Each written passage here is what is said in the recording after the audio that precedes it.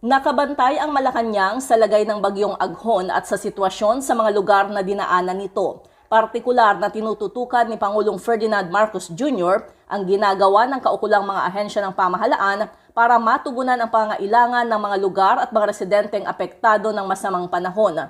Sa kanyang official X account, ibinahagi ng Pangulo na aabot sa 1 milyong pisong halaga ng humanitarian assistance ang naipamahagi sa mga apektado ng bagyo. Nakahanda rin anya ang 3 bilyong pisong standby funds para masiguro ang mas malawak at mabilis na tulong.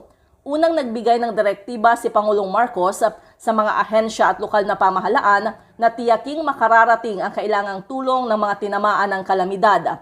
Ayon sa Presidente, makaaasa ang publiko sa patuloy na suporta sa mga komunidad at pagtiyak sa maayos na kalagayan ng mga ito. Kaugnay nito'y patuloy naman ang pagbibigay ng updates ng Presidential Communications Office sa pagtulong ng gobyerno sa mga residenteng apektado ng bagyong Aghon. Para sa MBC TV Network News, ito si Let Narciso, sama-sama tayo Pilipino.